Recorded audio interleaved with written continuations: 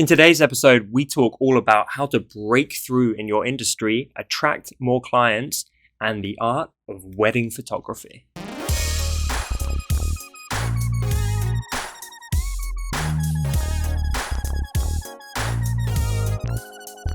Hey everyone, and welcome to episode 35 of the Honest Entrepreneur Show. My name's Tom Ross, and let's get into it. This question is from Lisa Mouton. My husband and I are wedding photographers, a solid 2 years now, and can honestly say that we have grown since our first year. Now, there is a halt in inquiries, and I know it's my own fault in a way because I just don't know what to post every day to keep our Insta page alive and filled with activity. I'm working on it, however, watching YouTube videos and tutorials on figuring out how the hell to get Facebook ads to work. Any tips would be greatly appreciated on what content to share or post with clients. Today, guys, we're melting. Like me and Marco behind the camera, it's crazily hot. I don't know if I'm super red in the face right now for anyone watching on YouTube, but I feel like I'm having a heat stroke. So if I don't make it through this answer, this is why. But Lisa, I gave it my best. I think this is a great question from Lisa. And Lisa, you've been super active part of my community, so I really, really appreciate you.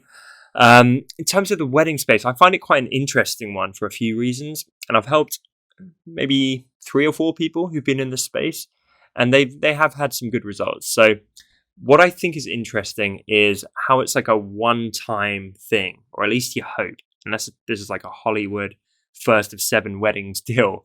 But generally, you're going to do the work for the client.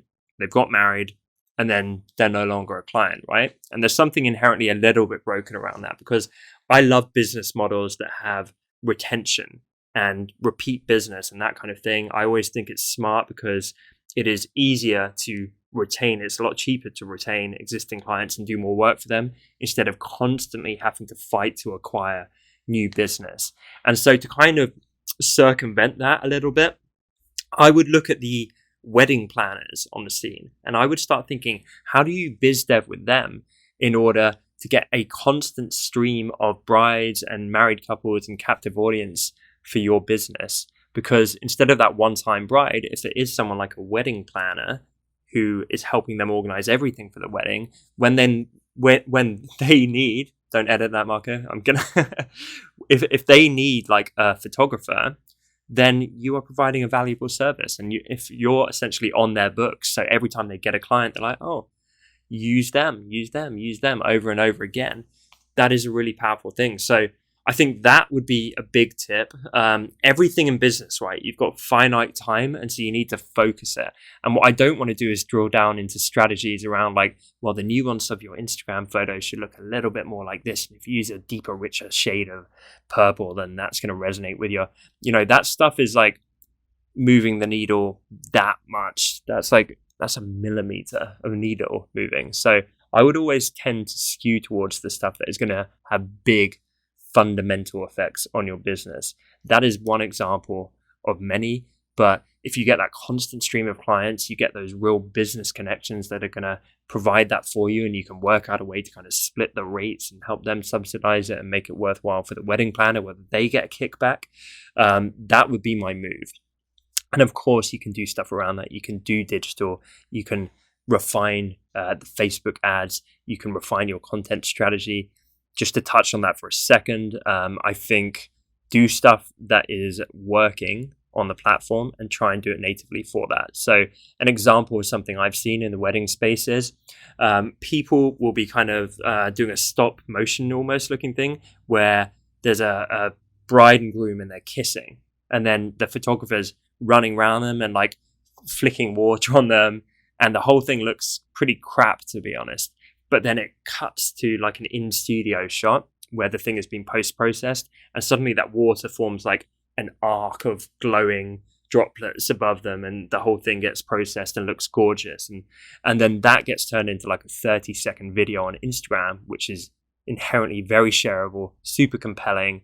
It's different from most wedding photographs because it's like magical and almost photo manipulated, and it shows an insight into your process. And so I think just making your content more different, Like in a world where every single wedding photographer is on Instagram and it's just like, here's another happy looking couple in a dress and a tux and good for them, that's very forgettable. But if you're the one who's doing something disruptive in your industry, and this goes for any industry, not just wedding photographers, you want to think, how can you stand out? How can you differentiate?